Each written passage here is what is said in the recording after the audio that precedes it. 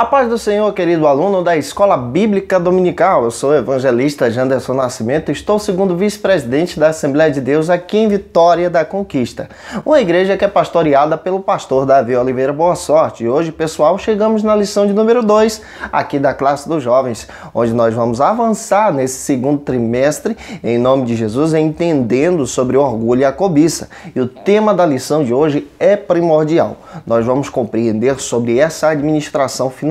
Nós vamos entender também a respeito do nosso trato com o dinheiro, como cristãos, sobre o seguinte argumento: nem pobreza e nem riqueza, mas o necessário. Eu acredito que Deus em Cristo tem uma palavra toda especial para você. Eu acredito que você vai ser um instrumento da Escola Bíblica Dominical da sua igreja. Lembrando também que a gente está comentando as lições de adultos, jovens e juvenis. Então vamos que vamos? Vamos estudar juntos a palavra de Deus.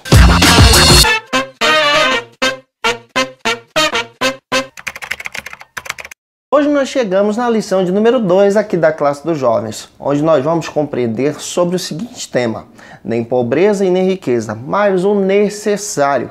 Vai falar muito a respeito de administração financeira, como o cristão deve lidar com esses recursos. Nós estamos estudando o segundo trimestre da CPAD em 2019 e esse trimestre vai nos orientar como organizar a nossa vida para não sermos tentados pela cobiça e nem pelo orgulho. Eu acredito que Deus em Cristo tem uma palavra toda especial para você. É muito importante você ter isso em mente, até mesmo para você explicar para os seus alunos. Você que está chegando hoje aqui pela primeira vez, aproveita, se inscreve no nosso canal, passe a ser um dos nossos alunos e eu vou ter o prazer de te receber por aqui. Aproveita também, deixa aí o likezinho, o seu joinha, porque com isso você ajuda a gente a compartilhar ainda mais a palavra de Deus, você ajuda a gente a chegar mais longe. Deixa aí também o seu comentário, eu vou ficar muito feliz em receber a sua mensagem, saber de onde você está assistindo esse vídeo. Que Deus te abençoe poderosamente. Muito obrigado, pessoal, pelas palavras de incentivos de vocês. Muito obrigado pelo seu apoio, muito obrigado pelo seu carinho. Olha, eu quero lembrar você também que é muito importante você iniciar a sua lição apresentando o texto bíblico da lição. Você é servo da palavra, não se esqueça disso. Observe que a sua lição hoje, ela possui apenas 2 objetivos específicos. É muito importante você ter em mente os 2 objetivos. E observe que a sua lição só possui apenas 2 pontos. É interessante você apresentar o tema e ponto a ponto a ser ministrado. Fazendo isso, eu acredito que Deus vai te usar muito na Escola Bíblica Dominical. Então vamos que vamos? Vamos para o primeiro ponto da nossa lição, que vai tratar sobre o seguinte argumento aqui na Escola Bíblica Dominical: a prosperidade financeira no Antigo Testamento. O nosso texto bíblico está baseado em Deuteronômio, capítulo 28, versículo 1 ao 6. É preciso que você leia esse texto com seus alunos. Observe também que agora, nesse ponto, nós vamos analisar a prosperidade financeira no Antigo Testamento. Então, nosso foco é no Antigo Testamento.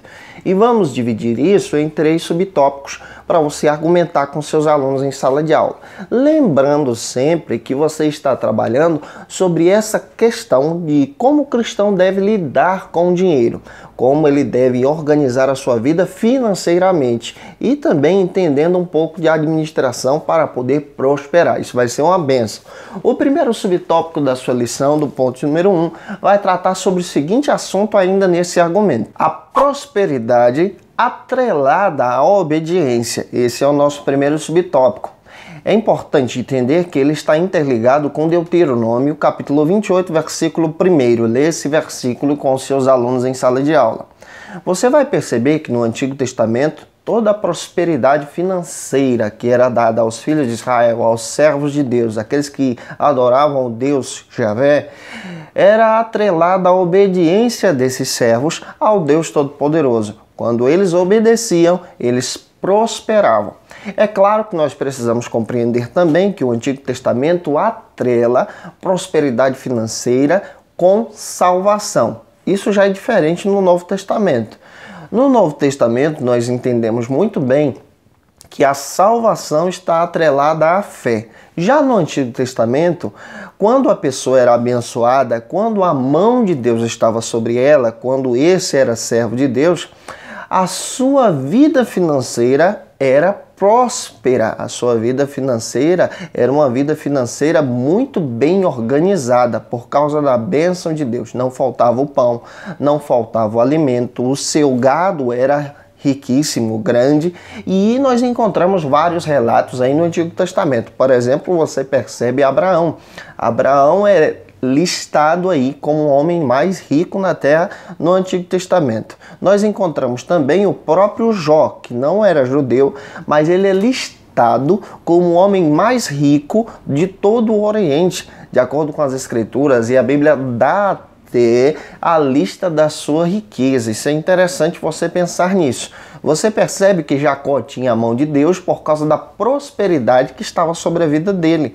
Você percebe também no Antigo Testamento que Israel era abençoada por causa da mão de Deus. Essa prosperidade financeira era um sinal para os povos cananeus, para aqueles povos antigos entenderem que Deus, a salvação em si, estava do lado de Israel em um momento em que a sociedade era uma sociedade atrelada a esse tipo de condições para identificar a mão de Deus sobre eles. E quando entendemos isso, quando entendemos esse argumento teológico, nós percebemos que aqueles que defendem a teologia da prosperidade acabam entrando por um caminho errôneo. Porque eles atrelam hoje em dia a salvação, a bênção de Deus, a verdadeira religiosidade com a prosperidade financeira. Ou seja, quando a pessoa não é, por exemplo, rico, não prospera financeiramente, essa pessoa, nesta visão da teologia da prosperidade, está interligada ao pecado. De acordo com a Bíblia, isso não tem nada a ver. Nós entendemos à luz da palavra que a salvação, a bênção de Deus hoje, a partir da nova aliança, está interligada à vida cristã, a viver com Deus, em ter comunhão com o Senhor, em ser uma pessoa abençoada. E é claro que a prosperidade na nova aliança não está ligado mais a essa questão financeira. Por exemplo, existem pessoas que não são ricas, mas são prósperas. Prósperas em sua questão de trabalho, prósperas em amizades, próspera em família, próspera em saúde e não tem um recurso, por exemplo, de um recurso financeiro tão alto. Você percebe muito bem isso interligado agora na nova aliança com a fé. Como servir a Cristo, como adorar a Deus. Na nova aliança isso muda.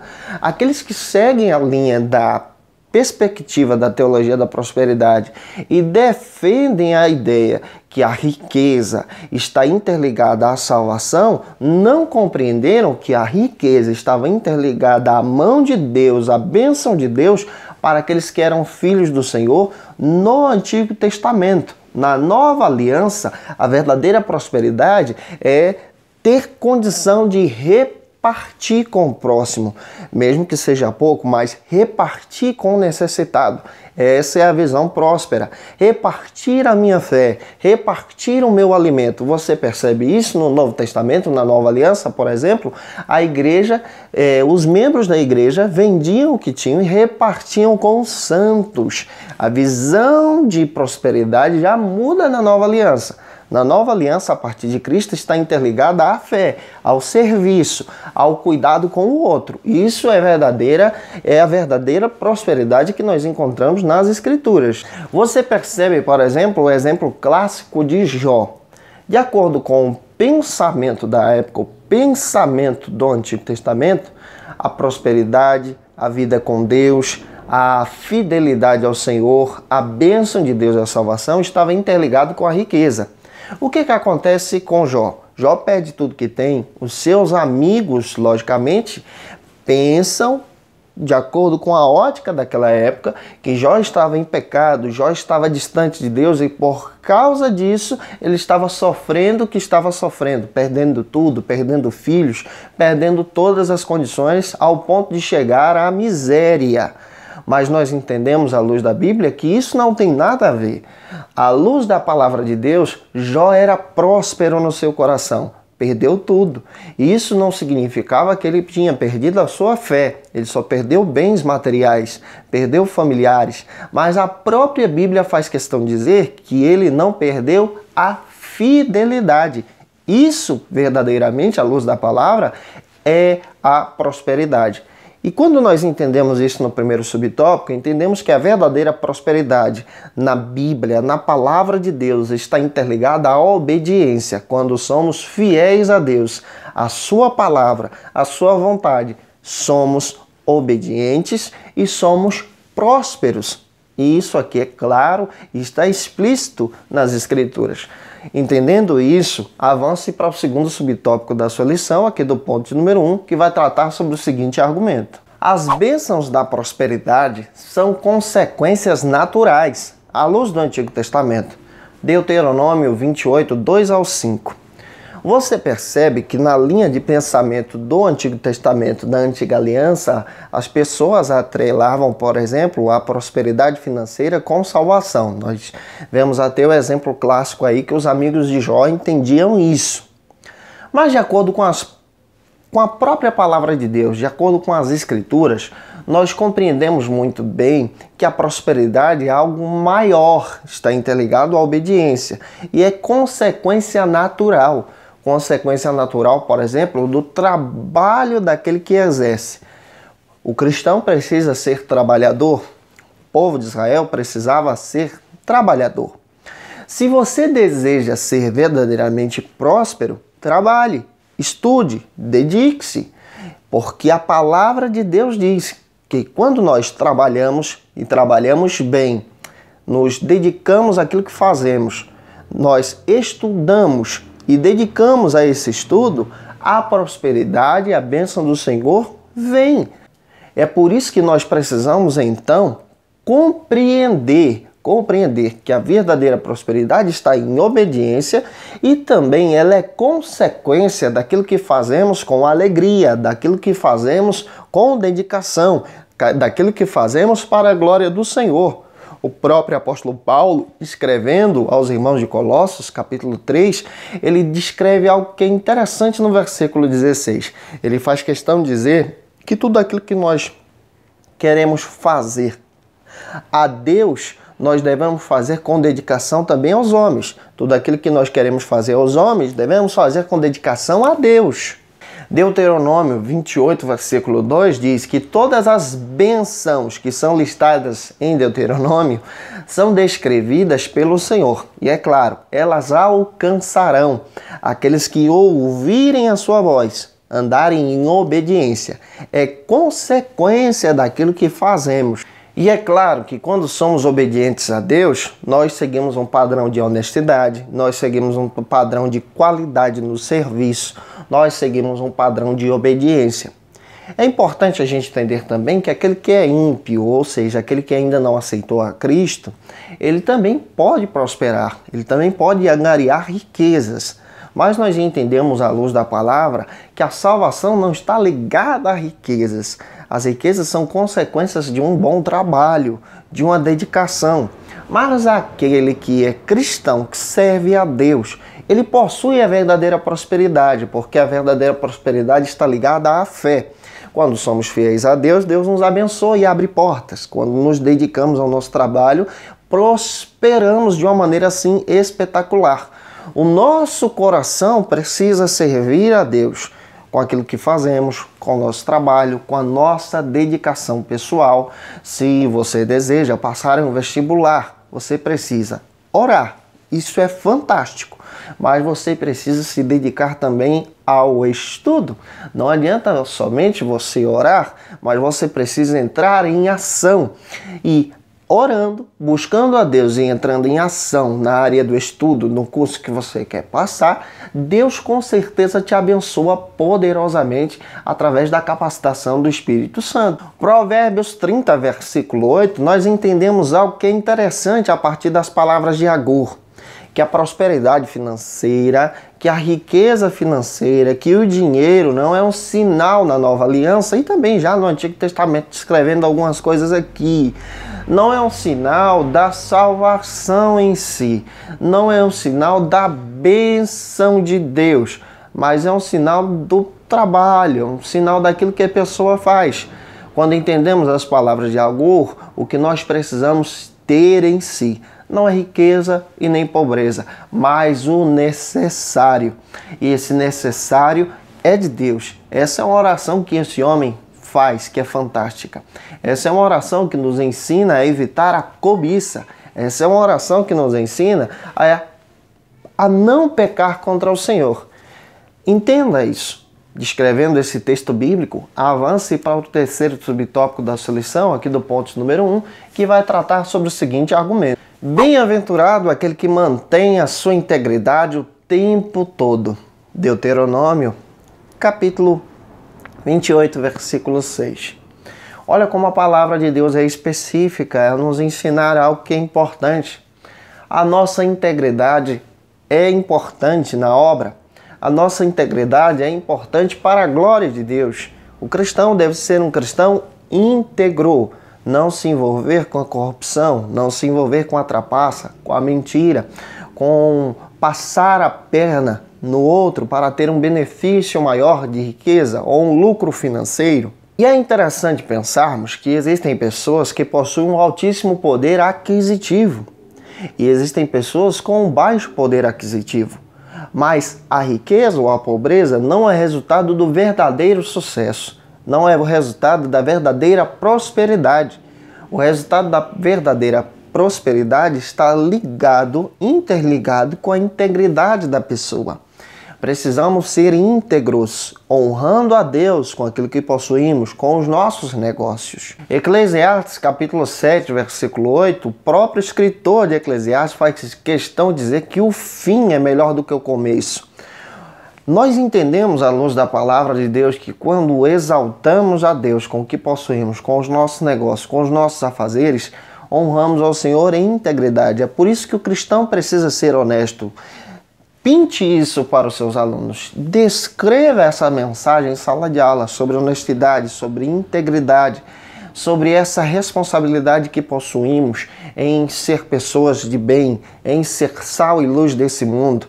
E fazendo isso, avance para o último ponto da sua lição, ponto número 2, que vai continuar trabalhando esse argumento agora no Novo Testamento. A prosperidade financeira e o cristianismo. Agora nós vamos observar o que a palavra de Deus diz à luz do Novo Testamento. Vamos observar isso em 3 subtópicos. O primeiro vai tratar sobre o seguinte argumento. O maior tesouro é fazer a vontade de Deus e viver em paz. Mateus capítulo 6, versículo 19 ao 21. Leia esse texto com seus alunos. Esse é o maior tesouro. Fazer a vontade de Deus e ter paz nas suas negociações, no seu trabalho, no seu dia a dia, com integridade. É interessante que, à luz da palavra de Deus, quando Cristo está ensinando esse sermão da montanha, onde está localizado o capítulo 6, ele está entregando essa mensagem, se você perceber, a partir do capítulo 1, para pessoas pobres, pessoas comuns, aqueles que estavam sofrendo a injustiça da sociedade.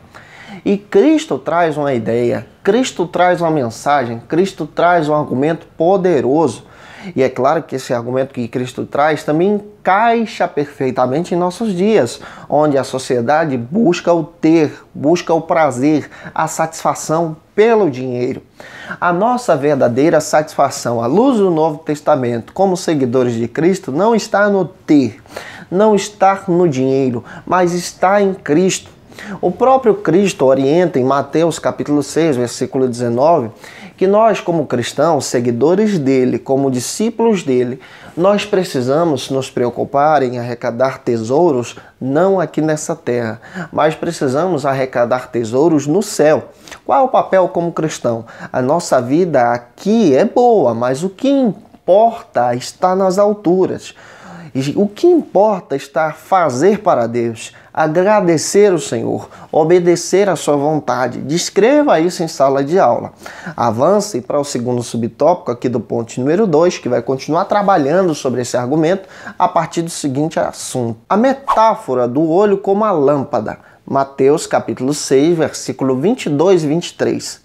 Cristo, ele usa uma figura de linguagem para as pessoas compreenderem que o olho é exatamente aquilo que atrai as pessoas, aquilo que vemos é aquilo que nos atrai, aquilo que vemos é aquilo que nos impulsiona ao consumismo.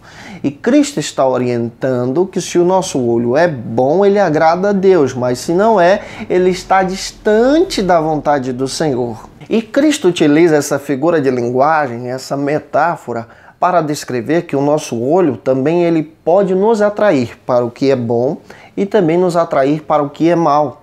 Hoje em dia, nessa sociedade de consumo, nós percebemos que as pessoas são atraídas pelo ter, são atraídas pelo consumismo.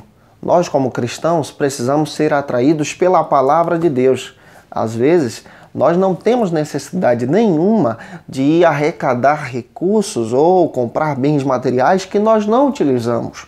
Como cristãos, precisamos analisar, será que aquilo ali vai ser bom para aquilo que eu vou fazer? Será que eu preciso realmente daquilo?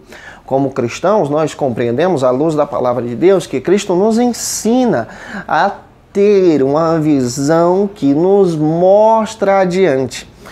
O que nós precisamos compreender? Precisamos compreender, à luz da palavra de Deus, que como cristãos precisamos exaltar a Deus com aquilo que vemos, com aquilo que possuímos, com aquilo que buscamos ter. Cristo usa essa linguagem porque ele sabe muito bem que as pessoas são atraídas pela visão. E o nosso olhar nos atrai para o futuro. O nosso olhar também determina o nosso caminho. Se o nosso olhar nos guia para a corrupção, para a maldade, para aquilo que não agrada a Deus, o nosso caminho, o nosso futuro está interligado à maldade, ao inferno. Mas, se o nosso olhar nos atrai para a vontade de Deus, para a bênção de Deus, o nosso futuro está interligado em Deus. Avance para o terceiro e último subtópico da sua lição, aqui do ponto número 2, que vai tratar sobre o seguinte argumento. A escolha entre servir a Deus ou materialismo, a mamão. Capítulo 6, versículo 24. Qual é a sua escolha? Servir a Deus de todo o coração, exaltar ao Senhor com seus bens, exaltar ao Senhor com a sua vida, ou servir ao seu trabalho, ao seu dinheiro. Precisamos compreender isso aqui, esse aspecto, à luz da palavra para explicar para os nossos alunos. Cristo está explicando para os discípulos e para aqueles que estavam ouvindo o seu sermão que existiam pessoas que estavam servindo mais aos recursos, mais às finanças, mais à dedicação ao trabalho do que servindo a Deus. É claro que nós precisamos entender que em todo tempo o povo judeu retirava um período para a adoração. O que Cristo está observando? Que as pessoas estavam deixando de retirar um período para a adoração e servir a Deus. Nós precisamos compreender muito bem que o nosso serviço cristão de exaltar a Deus, de colocar a nossa vida no altar de Deus é importantíssimo, porque ele nos ajuda a adorar ao Senhor. Quando nós servimos a Deus, todas as coisas são acrescentadas. Capítulo 6, versículo 24, Cristo está advertindo que o Deus daquele mundo, daquela época, era Mamon, ou seja, o dinheiro já tinha se tornado uma divindade. E é claro que hoje em dia existem pessoas que adoram mais o dinheiro do que o tempo em família, do que um prazer, um lazer com a sua casa, do que um momento em culto, em adoração ao Senhor. Nós precisamos entender que a nossa vida precisa estar dedicada a Deus. O nosso tempo precisa ser um tempo prazeroso para o Senhor. É claro que precisamos trabalhar, mas é o Senhor que vem em primeiro lugar. Esse é o nosso foco, essa é a nossa visão. 1 João 2,15. Servir a Deus exige de nós sacrifícios e renúncias. Servir a Deus exige de nós esse desejo de renunciar a nós mesmos. É claro que buscar um trabalho, buscar um emprego bom, isso é satisfatório. Mas se esse emprego te afasta de Deus, se esse trabalho te afasta da presença do Senhor, renuncie e procure viver algo que exalte a Deus. Se esse trabalho está desonrando o nome de Jesus, renuncie e procure algo melhor. É claro que Deus vai abrir porta para você. Entenda que, em primeiro lugar, nós precisamos colocar a nossa vida diante de Deus. E, às vezes, uma busca financeira está sacrificando a nossa família, está sacrificando o nosso lar, os nossos filhos. Nós precisamos exaltar a Deus, porque exaltando a Deus, reconstruímos a nossa casa, reconstruímos a nossa família e abençoamos os nossos filhos. Gente, eu espero que Deus em Cristo possa ter falado com você nessa lição de hoje. Eu te aguardo aqui na próxima aula para a glória de Deus. Segue a gente nas nossas redes sociais. E eu quero lembrar você que eu estou comentando as lições de adultos, jovens e juvenis. Um beijo no teu coração e até a próxima aula, se Deus quiser.